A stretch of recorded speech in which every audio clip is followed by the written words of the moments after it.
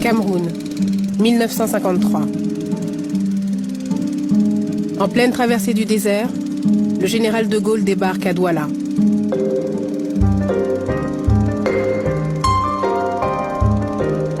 Filmé par un colon, il vient serrer les mains de ceux qui, les premiers, ont répondu à l'appel du 18 juin 40. Pendant que de Gaulle et ses héros officiels défilent, les Camerounais, eux, restent cantonnés aux places réservées aux indigènes. Nous sommes à la veille d'une longue guerre menée par la France aux indépendantistes. Une guerre qui n'osera jamais dire son nom. Un demi-siècle plus tard, cette guerre de libération perdue, au bilan lourd de plusieurs dizaines de milliers de victimes, demeure cachée, sans images et partiellement classée secret défense, puisqu'officiellement, il ne s'est rien passé au Cameroun.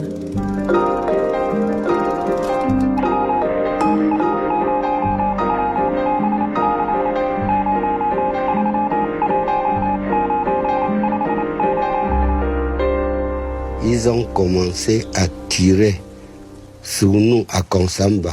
Ils voulaient nous disperser parce qu'on était beaucoup. Nous, on créait toujours l'indépendance immédiate. C'est ça que nous demandons. C'est le jour-là qu'on a commencé à verser le sang grandement au Cameroun. À Konsamba, je dis le 24 mai. Le 25 mai, c'est la guerre totale qui est débutée à Douala. Et que personne de nous n'avait aucun fusil, n'avait rien. On n'avait rien. Ce n'est que les cailloux et les bouteilles.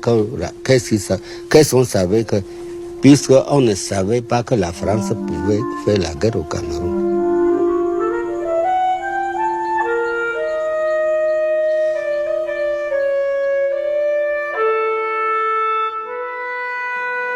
Algériens, Camerounais, Tchadiens, Sénégalais, la moitié des soldats qui ont libéré la France du nazisme en 1945 étaient des combattants africains.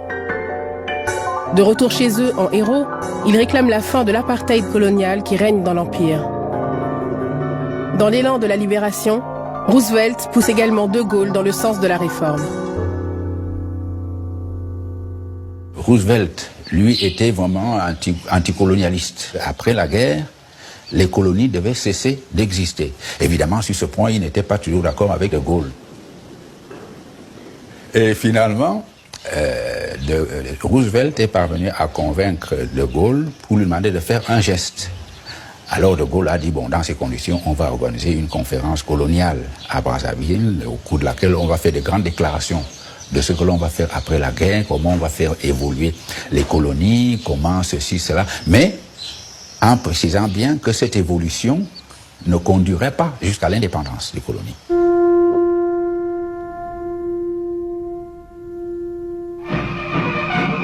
C'était bien ici que devait se réunir la conférence africaine. C'était bien ici que devaient s'assembler les meilleurs serviteurs de la civilisation française en Afrique. En réalité, cette grande réunion de famille, exclusivement coloniale et blanche, n'abolit ni les travaux forcés, ni le code de l'indigénat en Afrique noire. L'abîme se creuse entre ceux qui se prennent encore pour les serviteurs de la civilisation et ceux, cantonnés à l'extérieur et exclus des décisions qui concernent leur avenir. La conférence de Brazzaville ne contente personne et renforce les revendications nationalistes. Il y avait un vent d'indépendance qui soufflait sur toute l'Afrique, pas seulement sur le Cameroun. Toute l'Afrique a cru que le temps était venu de commencer à être soi. Donc c'est là, dans ce jeu, que était Oumyobé. Autrement dit, dans cet optimisme. Oumyobé appartient à cette génération à laquelle la Deuxième Guerre mondiale a laissé l'image d'une Europe qui s'entredéchire et d'une France affaiblie qui ne se serait pas libérée sans le concours de ses colonies. Oumyobé symbolise alors cette jeunesse qui ne supporte plus l'arbitraire colonial et l'humiliation quotidienne. Tous les hommes sont frères et égaux. Le Cameroun par les Camerounais, pour les Camerounais, répète-t-il alors en sillonnant le pays à pied, à vélo. En 1948, Oumniobé a 35 ans. Il fonde l'UPC, le premier parti politique camerounais. Il revendique l'indépendance dans la non-violence, à l'image de Gandhi en Inde ou de Lumumba au Congo. Indépendance. Le mot est lâché. Le cri répété se répand à travers le territoire. Oumniobé devient le porte-parole des sans-voix.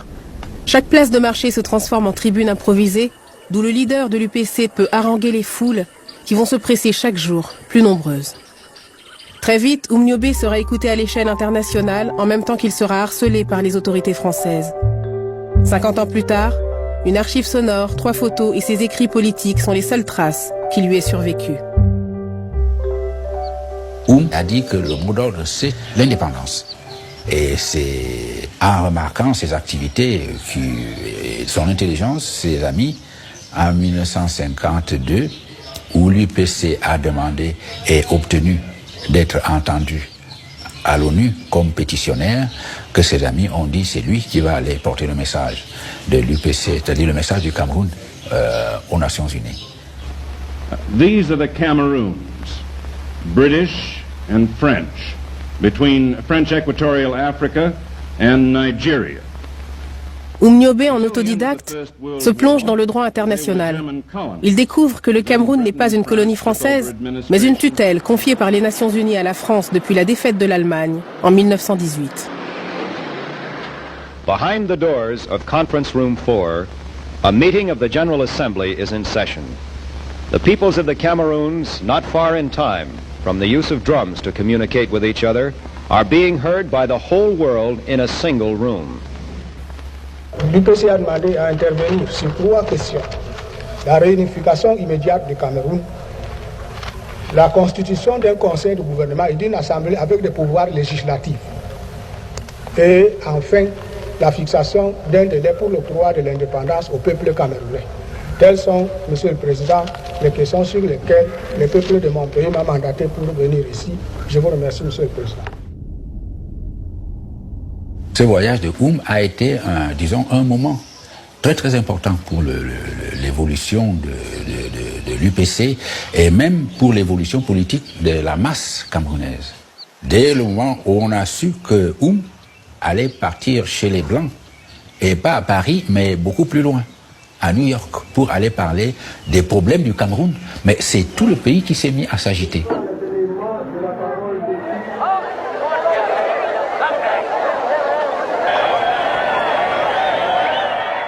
J'ai donc vu l'enthousiasme que cette volonté d'acquérir l'indépendance, parce que l'indépendance pour eux était le fait, vraiment, il faudrait que les acteurs de l'histoire le reconnaissent. Il y avait une brimade intolérable, inconcevable.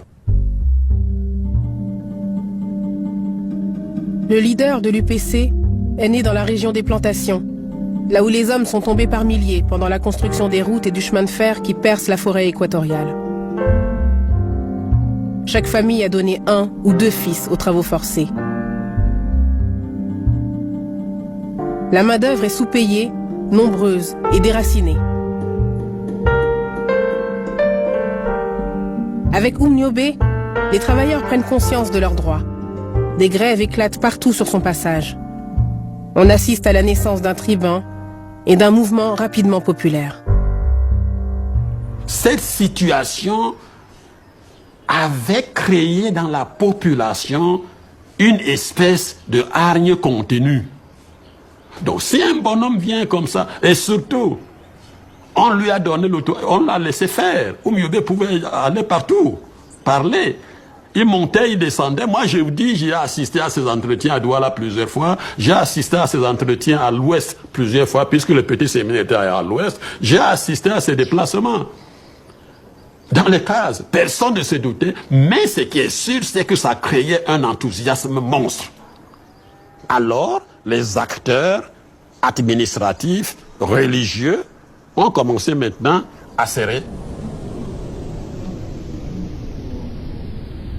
Le Cameroun marque, dès 1954-55, une grosse préoccupation pour la France, qui doit gérer la transition entre justement les empires coloniaux et ne pas perdre de contrôle, avec une réorganisation particulière pour l'Afrique dans le cadre du déploiement du fameux précaré. La soif de liberté fait vaciller l'empire tricolore. En pleine guerre froide, Paris alerte le bloc occidental du risque de bascule de ses colonies dans le camp communiste.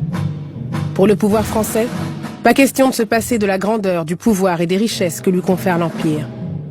Nasser, Tito, Nehru d'un côté, Moscou et la Chine de l'autre renforcent cette crainte. La défaite infligée par la guérilla Viet Cong a été vécue comme une humiliation par l'armée française. Tout mouvement qui conteste sa suprématie est alors classé dans le camp communiste. L'Indochine va servir de leçon. Les militaires théorisent une nouvelle guerre dite révolutionnaire, alors que les premiers attentats éclatent à Alger. Les anciens d'Indochine y sont envoyés pour appliquer les nouvelles doctrines de la guerre psychologique. Elles ciblent les populations civiles. Derrière chaque homme se cache un ennemi potentiel. Et c'est à partir de ce moment-là, je pense, en connexion avec ce qui s'est passé en Indochine et ce qui se passe en Algérie à partir du 1er novembre, qu'on doit considérer à Paris qu'on ne peut plus continuer à financer, si je puis dire, avec l'UPC.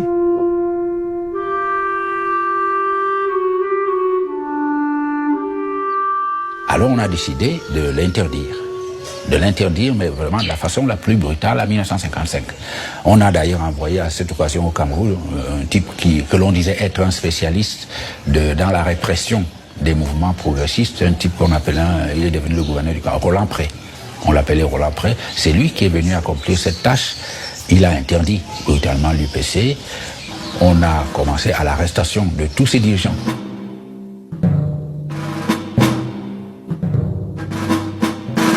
Le 13 mai 1955, on a dissous l'UPC. Les gens sont entrés en clandestinité. On souffrait, on nous pourchassait et tuait partout où tu arrêtes. Les militaires étaient pleins partout, on nous tuait.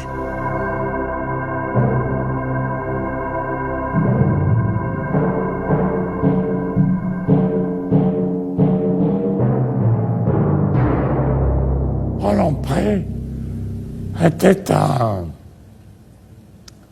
remarquable économiste. Il a toujours pensé que l'essentiel était le développement économique. Et l'UPC était un frein à l'économie. Alors il l'a interdit, ce qui a eu comme conséquence d'envoyer Oumniobé dans la forêt Bassa. Les vastes forêts qui, à l'est et au sud du Cameroun, couvrent une superficie de 16 millions d'hectares, un tiers de la superficie totale du pays, constituent une richesse naturelle inappréciable. Les richesses potentielles du Cameroun sont vraiment immenses.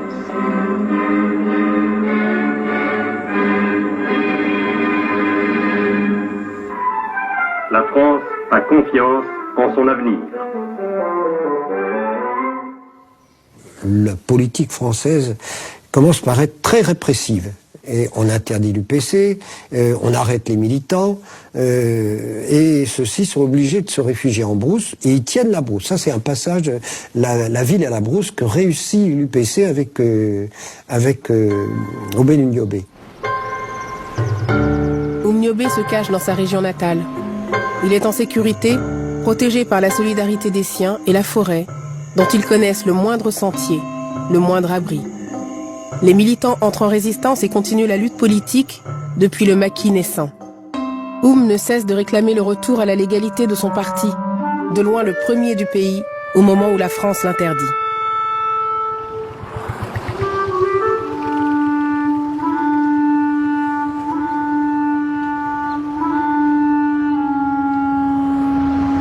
La répression se révèle contre-productive. Chaque coup porté par l'armée renforce la popularité du mouvement indépendantiste. Ernest Mandier, professeur, et Félix Moumier, médecin, font partie des jeunes cadres à avoir rejoint la tête de l'UPC dès sa création. Ces deux bras droits d'Oumniobé parviennent à échapper à la répression. Ils en sont alors les porte-voix en exil. Leur mission ? Sensibiliser l'opinion et trouver des soutiens internationaux. Les dirigeants de l'UPC, ils ont écrit à Gamal Abdel Nasser. Nasser a accepté de nous donner l'asile politique. Nasser a reçu Moumié plusieurs fois, en tête à tête. Moumié devait lui raconter qu'est-ce qui s'est passé, pourquoi nous sommes là, pourquoi nous avons quitté notre pays, Cameroun francophone, pourquoi les anglophones ne voulaient pas aussi de nous. Moumié a tout raconté à Nasser.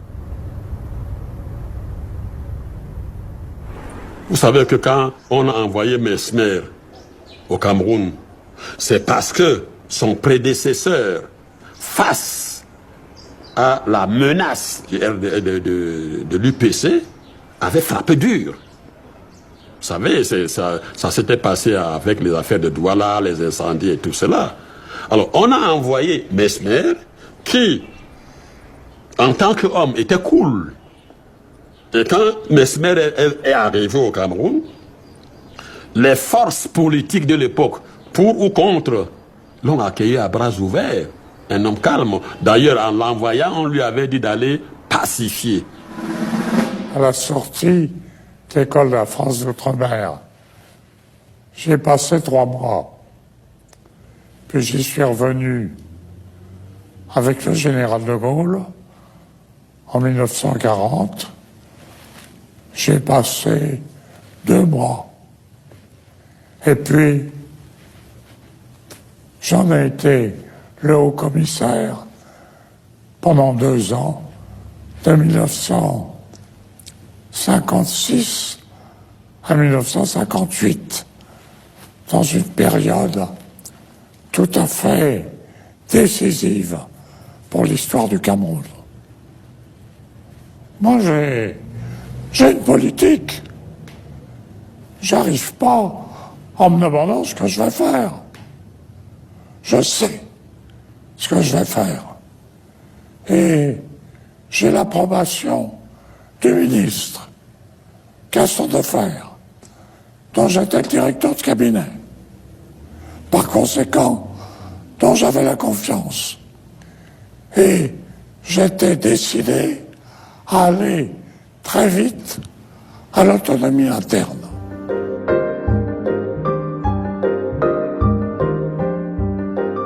C'était un semblant d'émancipation qu'on voulait administrer aux populations, alors que les populations aspiraient à une émancipation réelle.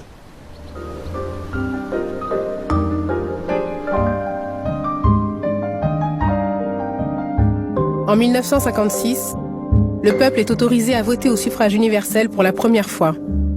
Mais en réalité, les futurs élus ne pourront gérer que les affaires courantes. Paris conserve la mainmise sur la monnaie, la politique étrangère, la défense et les matières premières stratégiques. Pour Pierre Mesmer, cette assemblée locale permet de repérer ses futurs alliés politiques parmi les élites restées fidèles à la France. La métropole s'assure ainsi de leur formation comme de leur collaboration à venir. Donc on est prêt à améliorer la condition du colonisé sur le plan un peu social et tout, mais c'est hors de question toutes ces revendications de séparation avec la mère patrie et de sortie de l'Empire. Bon. Mais le quotidien, c'était un quotidien de mépris quand même, pour la grande masse des gens. C'était, bon, le négro, vous n'êtes bon à rien, vous pouvez rien faire de bon, vous pouvez, etc., etc. Moi, je me souviens très bien des profs à nous qui nous disaient, négro, vous ne pouvez pas diriger un État moderne. Carrément, ils le disaient. Nous, on réagissait de façon tout à fait spontanée en disant, messieurs, c'est des propos racistes, ça. Ils disaient, non, non, vous ne pouvez pas comprendre. Vous verrez un peu plus tard.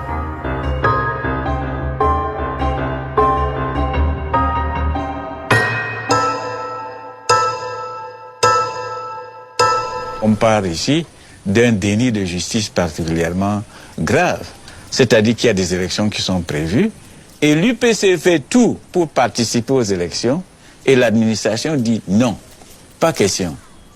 L'UPC avait donné un mot d'ordre d'abstention et ces mots d'ordre ont été assez largement suivis, ce qui montre que l'UPC avait bien une assise locale importante, surtout dans le sud, et en Pays Bassin, n'en parlons pas. L'administration tente une dernière manœuvre, corrompre Oumniobé et lui proposer de se présenter seul tout en maintenant son parti interdit. Le leader de l'UPC refuse, mais la veille des élections, il est dépassé par son aile dure. Sur cette route, les insurgés assassinent 2 candidats soutenus par les colons. Quand les officiers français vont voir cela, ils vont se dire, bon, on recommence.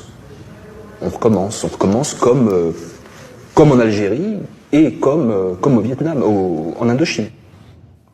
Nous avions tous, surtout ceux qui avaient été en Indochine, réfléchi au dispositif. Et nous en savions beaucoup. Mesmer appelle en renfort les troupes des colonies voisines. Le territoire est quadrillé. C'est le début de la guerre sur les 2 fronts, militaire et psychologique. Constitution de milices locales, propagande, massacre, couvre-feu et regroupement des populations. Tout individu trouvé en dehors des camps est considéré comme rebelle et abattu sur le champ. On rassemble les petits villages en gros villages que l'on peut contrôler. Et deuxièmement, on fait circuler de petites patrouilles pour courir après les petits groupes d'Oumniobé. Le regroupement doit empêcher les villageois de rejoindre les maquis et de soutenir les rebelles. À l'intérieur des camps, les prisonniers sont soumis quotidiennement à la propagande. Ces slogans sont absurdes aux yeux des Camerounais. L'action psychologique s'avère inefficace.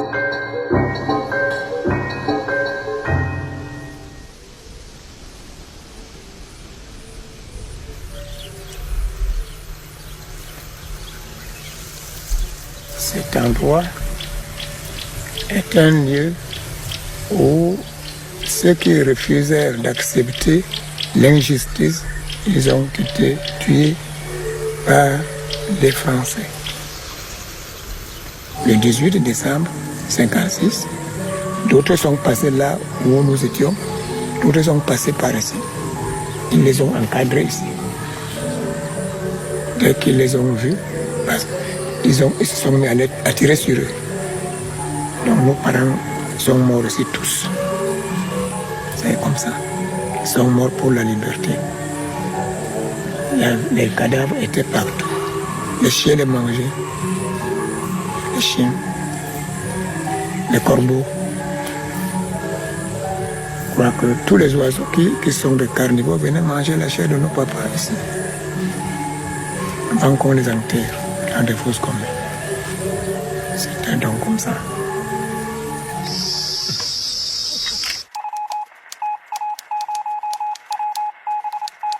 Malgré la censure de la France, Félix Moumié, bras droit d'Oumniobé et président de l'UPC en exil, décrit et dénonce les tueries au sud du pays. Il envoie ce télégramme aux avocats du Parti communiste à Paris, alors seul soutien des indépendantistes camerounais. La France, avec Mesmer, choisit une autre politique qui est d'acheminer le pays vers l'indépendance et de trouver un autre interlocuteur que l'UPC. Si l'UPC veut pas, on en trouvera un autre. Et le parti le plus important qui sort des élections territoriales, c'est le parti d'Ahidjo.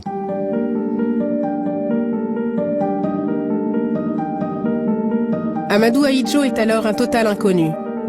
Mesmer le choisit pour son mélange de discrétion et de fermeté. Pour l'élite camerounaise, la plus conservatrice et anti-UPC, il incarne un nationalisme crédible.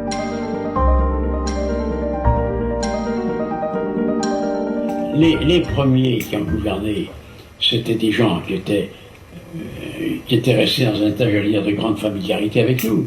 Regardez les premiers, ils avaient tous appartenu, pratiquement ils avaient tous appartenu à l'Assemblée nationale, au Sénat, ils avaient vécu en France, ils étaient en très bons termes avec les anciens gouverneurs, etc., etc. Par conséquent, on avait des relations très faciles avec eux.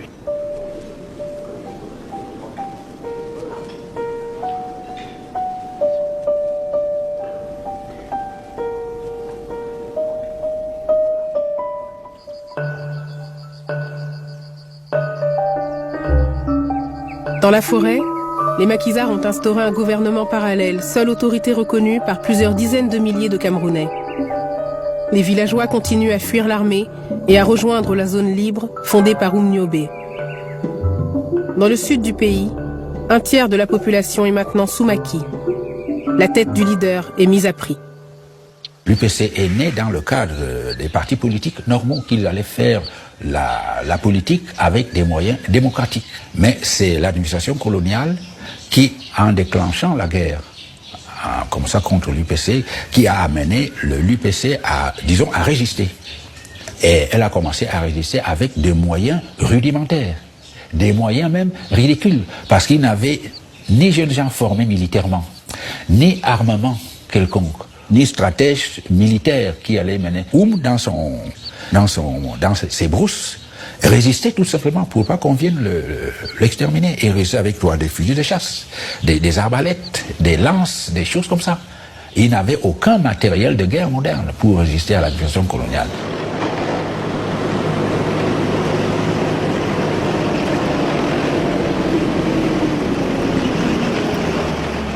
Oumniobé faisait régner la terreur.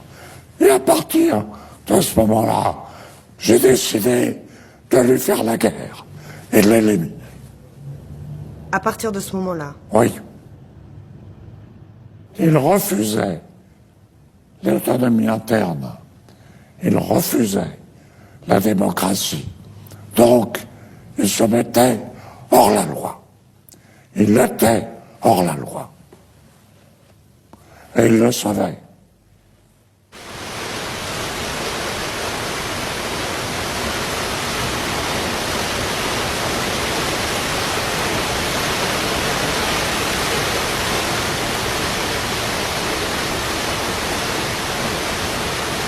Lorsque Mesmer a pris attache avec les personnalités locales, je pense par exemple à Thomas Mongo, et que ces personnalités locales sont allées sonder Oumniobé qui était déjà au maquis, dans l'espoir qu'il abandonnerait ce qu'on a appelé son radicalisme, n'est-ce pas? Alors c'est là que Oumniobé a dit non, je ne peux pas.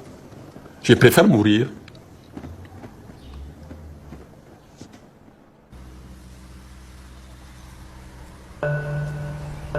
L'armée coloniale envahit la forêt. Les colonnes de soldats progressent, traquent. L'étau se resserre autour du leader. Il aura fallu 1 an pour le localiser. Mais le 13 septembre 1958, Ruben Oumniobé tombe sous une rafale de mitraillettes. Son cadavre est traîné sur des kilomètres. Sa dépouille est exposée aux villageois, forcés de venir reconnaître le corps.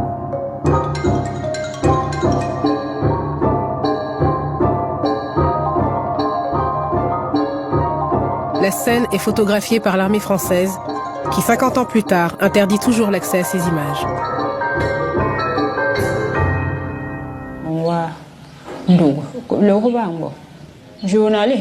Je suis fatiguée de raconter cette histoire. J'ai déjà répondu aux journalistes qui sont passés et m'ont posé la même question concernant la mort d'Oumniobé et de ma propre mère, égorgée ce jour-là avec un couteau sous mes yeux. Et on a égorgé une autre personne. Pourquoi on les a égorgés? Pourquoi on me pose toujours la question? Je ne veux plus en parler en détail. Je ne veux plus parler de cette histoire-là.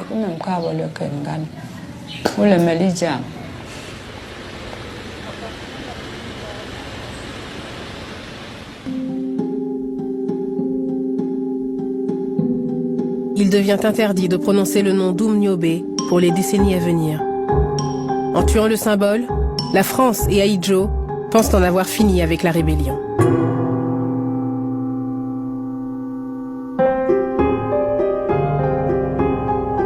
Mais la mort d'Oum ne suffit pas à arrêter la lutte. L'ouest du pays s'embrase.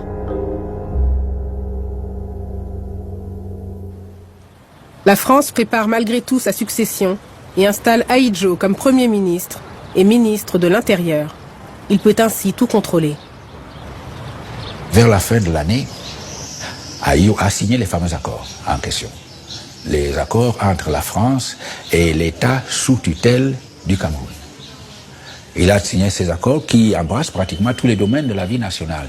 L'économie, les finances, l'enseignement, la culture, pratiquement tout.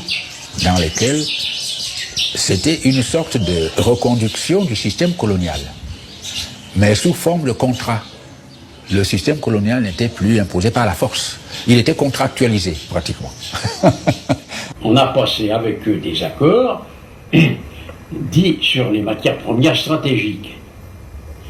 Ces accords sur les premières matières stratégiques les obligeaient tout simplement à nous proposer, à nous en premier lieu, de nous accorder des concessions, mais en les obligeant d'ailleurs pas à le faire.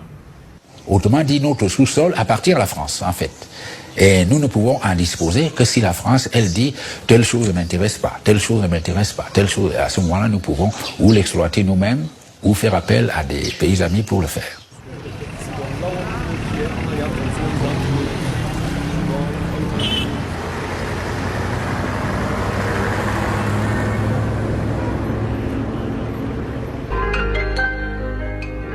Les Camerounais souhaitent choisir leurs futurs dirigeants. Ils refusent que l'indépendance ait lieu sans que des élections soient organisées ni que l'interdiction sur l'UPC soit levée. La lutte se transforme en guérilla. C'est une course contre la montre qui s'engage pour les deux camps à la veille de l'indépendance. Les maquisards commettent de nombreux attentats dans l'espoir de faire entendre leurs revendications. L'armée française, elle, veut faire table rase de l'opposition. Les rues se jonchent de cadavres sur la majeure partie du territoire.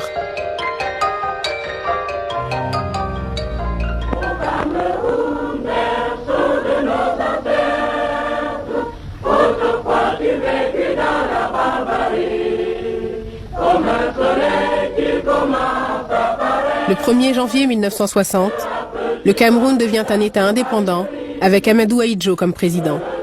Derrière cette vitrine et l'imagerie officielle, le pays a basculé secrètement dans la guerre totale. Les consignes sont claires. Rien ne doit filtrer du conflit et de ses milliers de victimes. La presse a interdiction de s'aventurer au-delà des défilés et des quelques rues sécurisées alentour. De Gaulle gagne la guerre de l'image et réussit ce que l'histoire retiendra comme étant la décolonisation pacifique en Afrique noire. Loin de toute caméra, la guerre va pourtant durer encore 10 ans après l'indépendance et dévaster les populations civiles.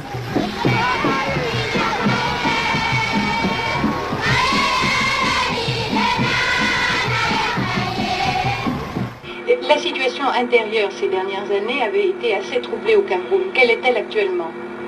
Nous avons fait, en collaboration avec les représentants de la France au Cameroun, tout ce qui était à notre pouvoir pour que le calme revienne. Nous sommes heureux de constater que nos efforts ont été couronnés de succès. Je dois dire d'ailleurs que notre tâche n'est pas complètement terminée et résolument nous continuerons à tout faire pour que le calme total revienne. Pour rétablir ce calme total, le nouveau pouvoir camerounais décrète l'état d'urgence. Il ne contrôle plus en réalité que quelques centres urbains à travers le pays. Et en fait d'indépendance, en coulisses, c'est l'armée française qui reste aux commandes contre la guérilla. Elle constitue et arme des milices locales qui doivent l'appuyer sur le terrain.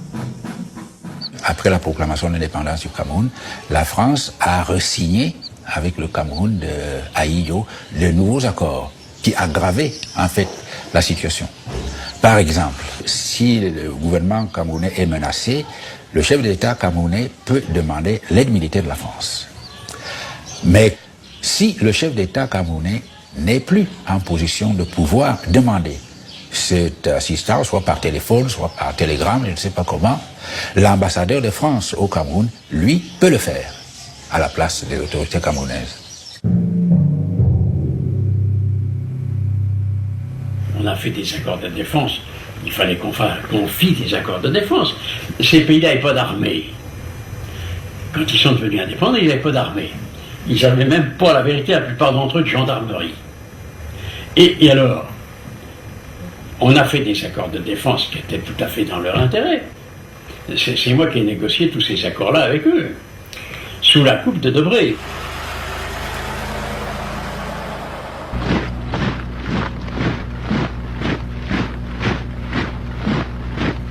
Il y avait les troupes françaises et il y avait l'armée camerounaise en formation et il y avait ce qu'ils appelaient en certains endroits les supplétifs au niveau de la population, la centaine de milliers d'hommes en armes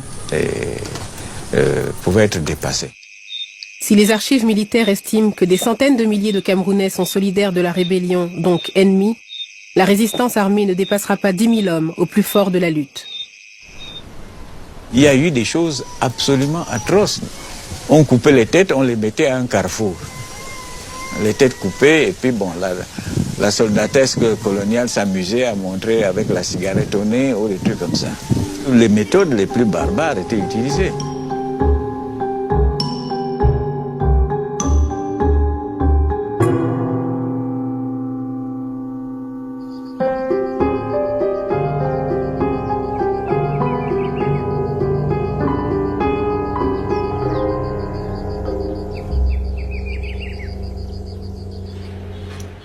Le Cameroun, sous tutelle française, accède à l'indépendance le 1er janvier 1960.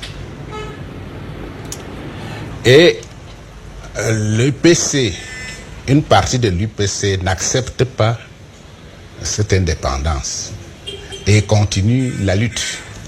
C'était donc la deuxième rébellion, qui était la suite de la première, pratiquement dans les mêmes zones. Celle-là a été combattue, je peux dire, par l'armée camerounaise, encadrée au départ par les officiers français. Et au fur et à mesure, les officiers français seront remplacés par les officiers camerounais. Donc moi-même.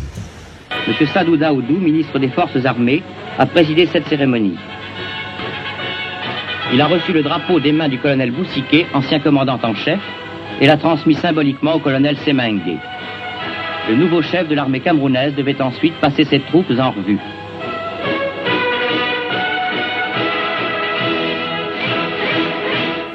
À l'époque, nous avons d'ailleurs appris ça, c'était la guerre révolutionnaire. Elle était en vogue. On a appris ça à Saint-Cyr, puisqu'on nous préparait, enfin quand je dis nous, les petits Français, dont moi, puisque c'était la même chose.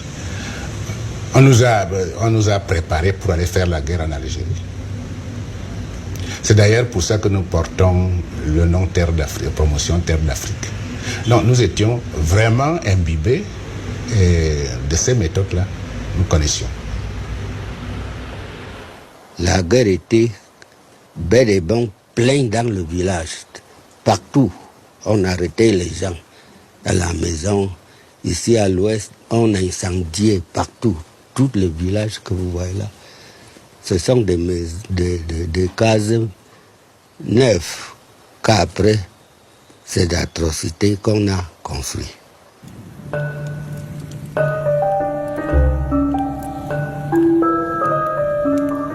La mission militaire française, toujours secret défense, s'établit au Cameroun jusqu'en 1964, soit 4 ans après l'indépendance. Dans l'ouest, la région la plus densément peuplée, des villages entiers sont rayés de la carte et leur population est décimée.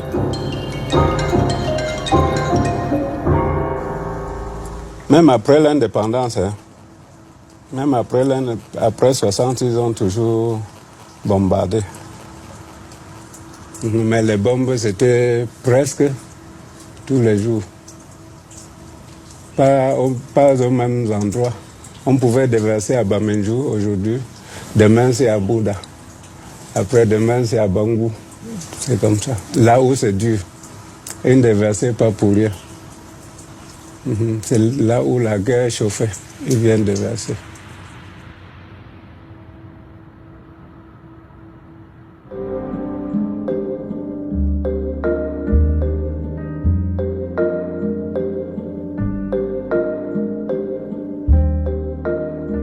C'est là que les maquis commencent véritablement aussi à l'ouest du pays.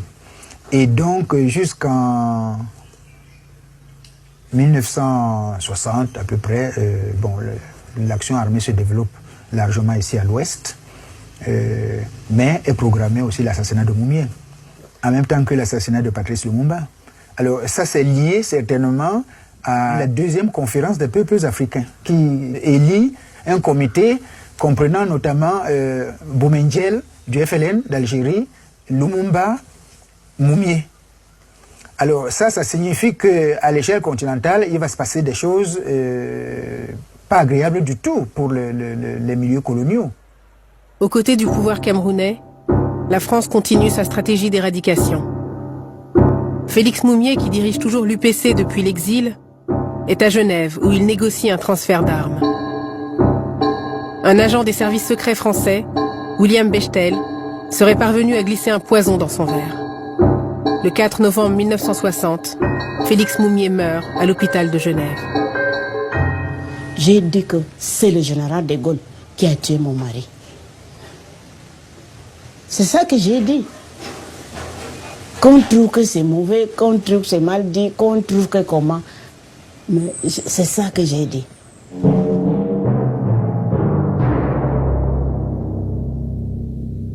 On a toute une série d'opérations qui vont du ratissage et du bouclage dans les années 60, en 1960, février 60, mars 60, mars 60 encore une fois, avec des noms comme Charlie, Echo, Épervier, Martinet, Gold, Juliette, etc. Il y a des opérations tant terrestres que par aviation.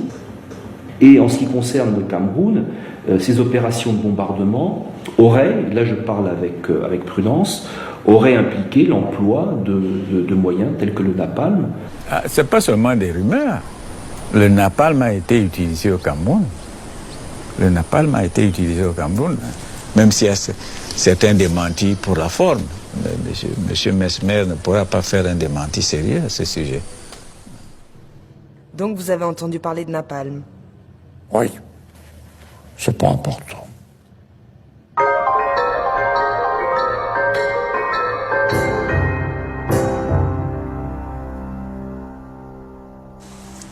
Nous, on disait que c'était l'acide. C'est le nom que nous, on connaissait. Il déverse l'acide sur les gens. Parce que quand ça verse, ça te brûle. Ça brûle même les herbes comme ça, tout. Mais nous, on disait que c'était l'acide. Ouais. C'est après l'assassinat de Moumié que Wandié, qui était encore en exil, revient donc ici, à l'intérieur du pays, pour prendre la tête de toute la lutte, au milieu de l'année 61.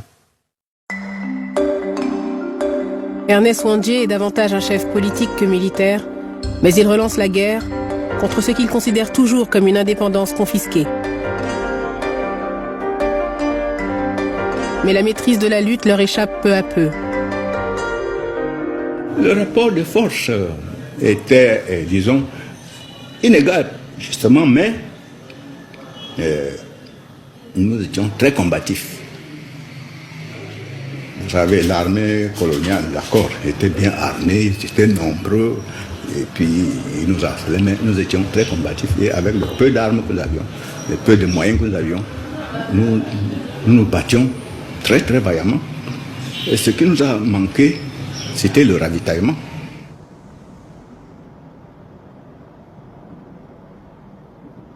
Ils étaient rustiques, c'était des paysans rustiques. Et il fallait aller les débusquer en forêt, là où ils étaient. C'était pas facile.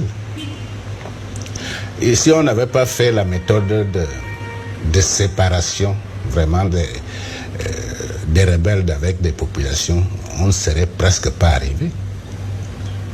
C'était pas facile.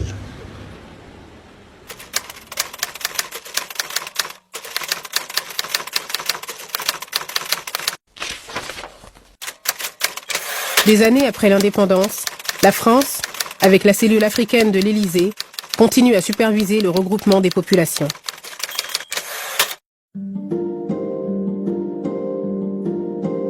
Aux côtés d'Ernest Ouandié, ces hommes traqués ont résisté 9 ans.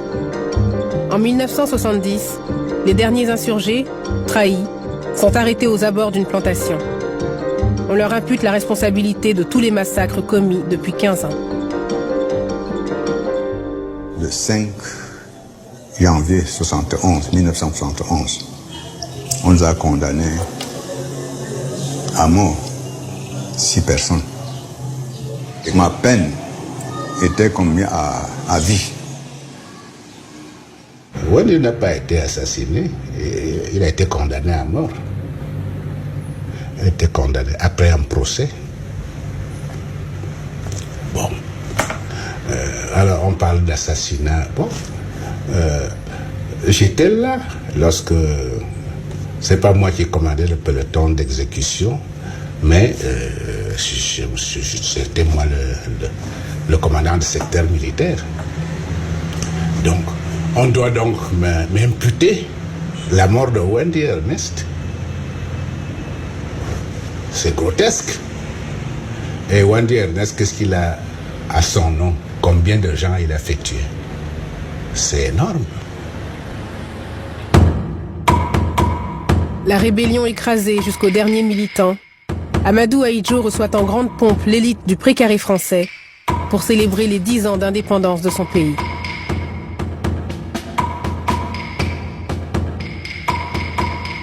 Mobutu, Omar Bongo, Bokassa usent et abusent des pouvoirs suprêmes issus de ces indépendances sous contrôle.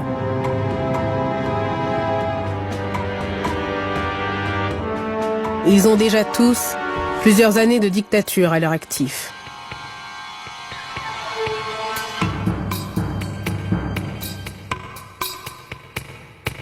Au cœur du continent riche en minerais et en pétrole, les conseillers étrangers dans l'ombre surveillent, renseignent et assurent la pérennité des profits pour quelques-uns. Le mythe d'une Afrique inapte à la démocratie est né. Au Cameroun, la guerre cède place à la terreur.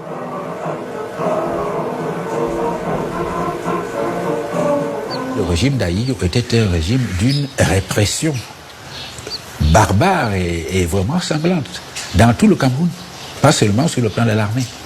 Et ça s'étendait même dans des zones où il n'y avait pas de guerre. On arrêtait les gens, on les enfermait, on les tuait des façons les plus barbares.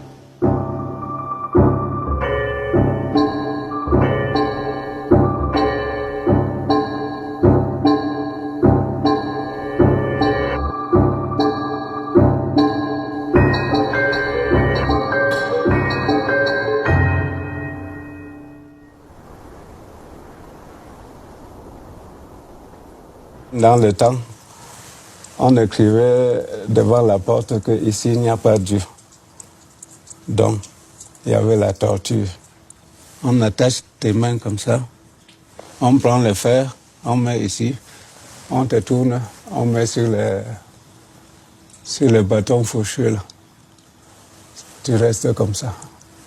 Donc ça te casse et on te tape. On nous avait arrêtés 17, nous sommes sortis 2. Le reste, ils sont partis comme ça, dans les pays des morts. On a amené mes parents, taper, arracher les dents de certains. Oui, donc c'est dire que vraiment notre pays a beaucoup souffert et puis on cache. On cache. avec le nombre de victimes estimé qui va de plus de 30 000 à 500 000, parce qu'on a parlé de 500 000 victimes au Cameroun, en particulier chez les Bamileke, où on voit encore le système répressif continuer jusque dans les années 70, contre les Bamileke en particulier, où on retrouve des têtes coupées encore dans les années 70 sur les marchés. C'est de la vraie guerre. Mais faire une vraie guerre en Afrique après 1962, et avec ses conséquences sur les populations, etc., on comprend qu'on ne veuille pas forcément beaucoup en parler.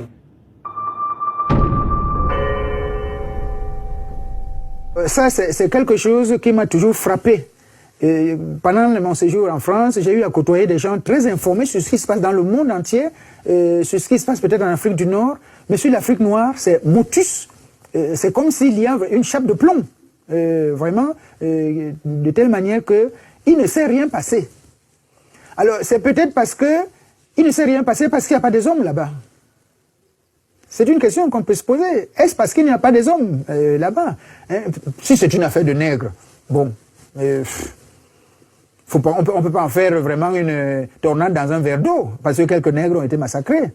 C'est quand même quelque chose qui pousse à réfléchir sur le sens de ce qu'on appelle la mission civilisatrice, l'amour de la démocratie, la liberté, les droits de l'homme, etc. C'est les droits de quels hommes, en fait?